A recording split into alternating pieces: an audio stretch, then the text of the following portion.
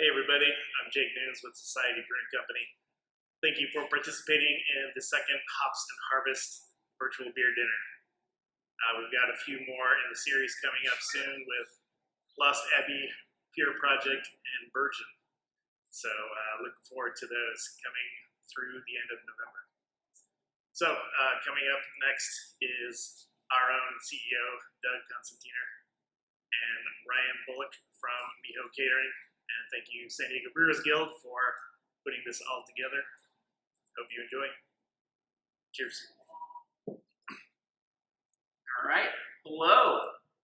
My name is Doug. I'm with Societe Brewing Company. I am a co-founder and CEO here, and want to thank you guys for joining us for this beer dinner. It is Oktoberfest. We're going to get into some of the cool pairings, but I'll let you introduce yourself right now. Hi everybody, I'm Ryan Bullock, culinary director with MIHO Catering Company. And really looking forward and excited to this dinner with Societe. So, a little bit about Societe. We opened up shop in 2012 here in San Diego. Not being a native San Diegan, I wanted to start a brewery where I saw the highest concentration of world-class breweries, and the goal was that would help us elevate our game, and we wanted to contribute to the great beer scene here. And the food scene has been also going off like crazy probably since the late aughts, and I think MIHO's done a good job of contributing to that. They've built quite a name. I'm not going to say anything about MIHO. Yeah, we've been around 10 years now. Started off as a food truck, and now just focused on full-scale catering. I've been for the past 7 years or so. I've been with them for the past 6 years. Looking forward to many more things for sure. Fun fact, MIHO used to bring their food truck here in our infancy, and they helped us out quite a bit to get a following. It was pretty cool because people would come here just for MIHO, and they had no idea who Societe was, so we got a lot of fans that way. So it's cool to reconnect over something like this and to keep the relationship going. All right, so let's get into the fun stuff, some beer. I mentioned it was Oktoberfest, which historically starts the 2 Saturdays before the first Saturday in October. And it was started in 1810 to commemorate the wedding of the Prince of Bavaria, which is the southern state of Germany that Munich is located in. And that's what's really known for, when you think about Germany and its long history of beer, it's really all Bavaria. So the wedding was on the first Sunday of October, so they started partying for a full 16 days before that. And that's why, if you're ever wondering why Oktoberfest beers come out in September, that's why. It's for the party that starts 2 weekends before, but it's really like 3 weekends with a Saturday and Sunday as an end cap. So going on to our beer, we have Festbier right here. For longtime Societe fans, we've made this every year, but it was under a different name called Die Kellnerin, and we got away from that because D is spelled D-I-E, which is die, and Kellnerin is barmaid. So it looked like die barmaid, and I just don't think that was very smart of us to do. When we started canning this year, we're like, all right, this isn't just going to be served in our tap room. We got to make something a little bit better. Let's make it easy. Nobody knows what a Kellnerin is anyways. So let's just call it Festbier. So that's what we have right here. Oktoberfest, there's a lot of drinking there, so you want to make something that is flavorful, enjoyable, but also light. So you can drink a lot of it, but it's also not boring. So with our Festbier, you get a touch of like bready, caramely, almost like a fresh toasted bread, homemade bread out of the oven, like the crust of it. That's kind of what you're going to get with this. Just a touch of nuttiness.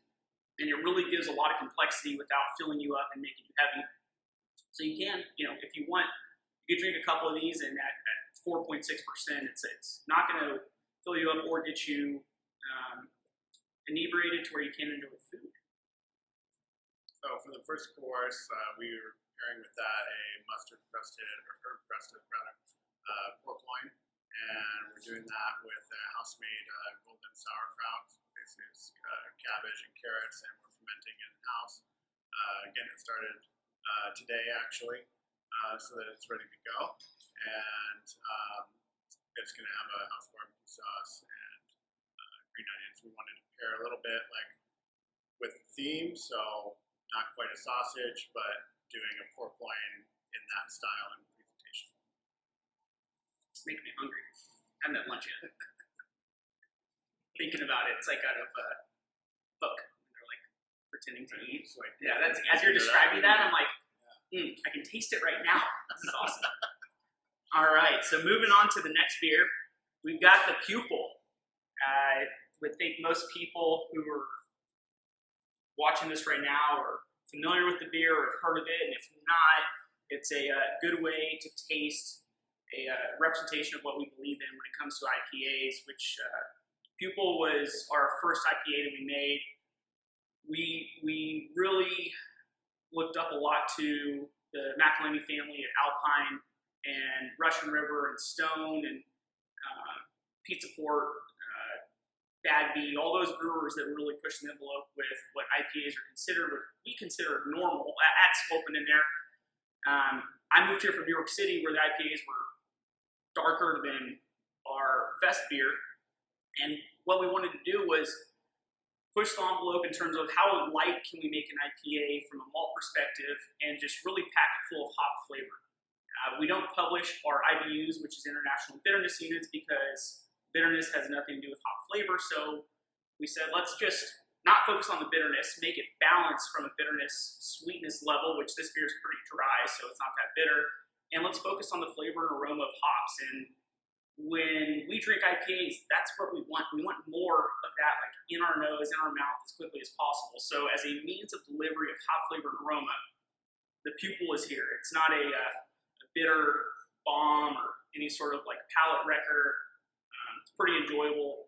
So if you're someone who says, I don't really like IPAs, give us one shot.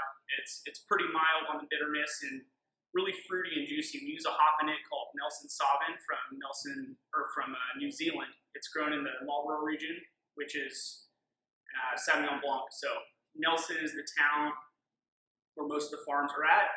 So Nelson, Sauvignon Blanc. You get a lot of white grape, mango, guava out of this. It's really nice and soft and delicate in the mouth and super juicy and tropical up front, and then finishes.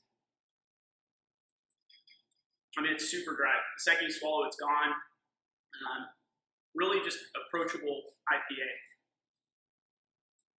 So to pair with that, we took the suggestion of pairing a grilled cheese and tomato soup. Have a little fun with that, again with the theme. So we did a pretzel roll, and then that stuff with pimento cheese, and your tomato soup is on the side. You can dip it, you can go without, one in one, kind of have some fun, play around with a little bit of everything at the same time, keep everything balanced and going.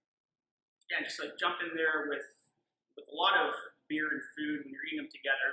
There's no wrong way to do it. If you want to take a bite of the food, then drink the beer. If you want to taste the beer, just let it coat your mouth after you swallow, and then taste the food. Whatever it is, I mean, what we try and preach is just enjoyment. Just enjoy it. So whatever works for you, I think is probably going to be the best. Don't think you're doing it wrong. Don't think that there's a better way to do it. It's beer and it's food, and it's really good food. I think the beer's pretty good, but I'm a little biased. Yeah, you gotta just have fun with it. Yeah. Like you were saying, the dryness played really well with the cheese. It's super creamy and rich, and so again, you can Again, I've been just play around. I've been fantasy eating the whole time. All right, moving on to our next beer. So this is the Harlot. We call it a blonde ale, but it was originally called a Belgian Extra. It's a Czech Pilsner recipe, which is, if you've ever heard of Pilsner Quell, that's kind of the original Czech Pils. Budweiser and a lot of the now large macro brewed lagers are really based off of that style that came about in the mid-19th century. So we use a super light base malt with European hops, specifically Saaz and Syrian Golding. And we ferment it with Belgian yeast. It's a pretty mild Belgian yeast. We ferment it cold to kind of subdue and keep a lot of the esters and phenols, which are the fruity and spicy flavors that most people attribute to Belgian beers. We want to tame those down as much as possible. So we've never liked really calling it a hybrid. I would say this is our most food-friendly beer. It is something that is really good for people who might be scared of craft beer, or people who are so far into craft beer they've kind of made the full turn and they've already done the big bourbon barrel-aged stouts and barley wines and everything with a lot of intensity and flavor, and they just want something that's light and delicate but also really complex. So the Harlot gives this illusion of something that's light you can drink a lot of. So it's really good to drink, but if you want to get into the complexity of it, it has this incredibly floral bouquet that you can kind of find something new every single time. So it keeps it interesting. It's something I've always said that you could drink it out of a red Solo cup in your backyard or at a restaurant with white tablecloth with Michelin star type food. I mean, and I think that's the greatest thing about beer is that you can dress it up or you can dress it down. It's perfect as is. And this is my favorite. I should say favorite. Whatever. This is my favorite to drink.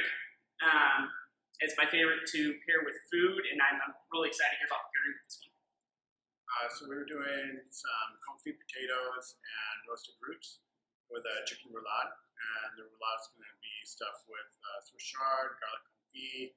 So you have a lot of earthiness, you'll have a little sweetness from the garlic confit, and it's going to come with a chimichurri, and that'll kind of cut through all that. And again, just all about the balance of it with the beer, and it should be a pretty solid beer.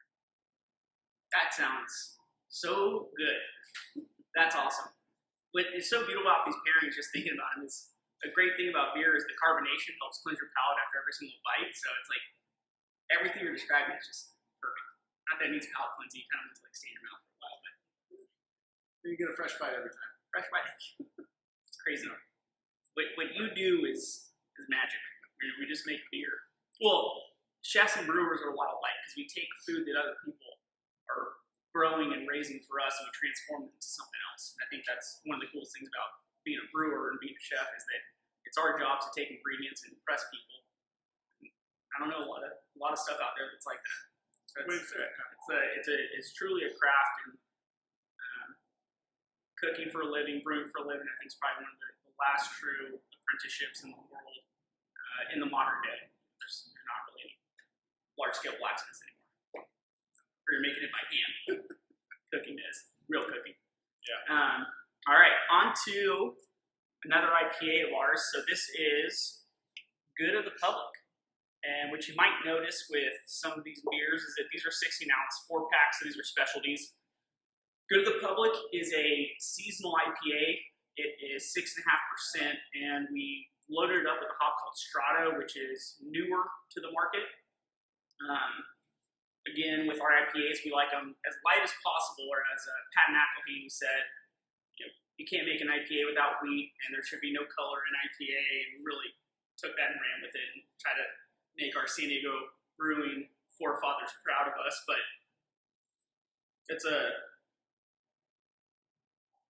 you get a lot of that classic IPA notes, whereas with the Pupil is kind of new school. This is just a lot of pine, citrus. There's a little bit of berry in there. My throat's drying out. Needs a little more beer. Sorry. But same thing.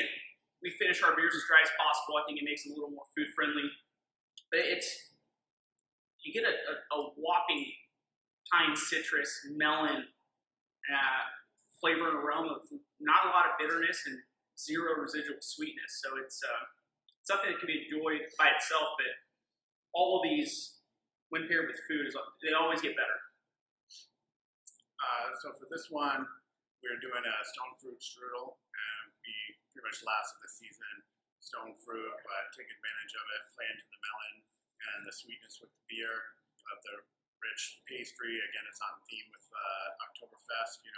Classically you'll see apples and brown sugar and cinnamon and so on. So we're going to kind of play with that a little bit.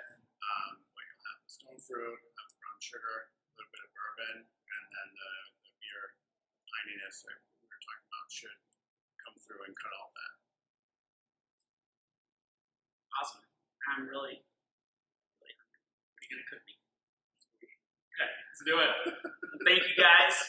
I hope you guys enjoy everything, and thanks for supporting the guild with this. And I just want to say cheers, and thanks to continued support, breweries and restaurants, catering companies, basically anybody in our position. We need y'all's support. You've been so good to us for so long. We really appreciate every single dollar y'all spend. And thanks for being San Diegans too. This is an incredible community. And thanks to the Brewers Guild. Thanks to MIHO. Thank you. Thanks, everybody. Have a great day.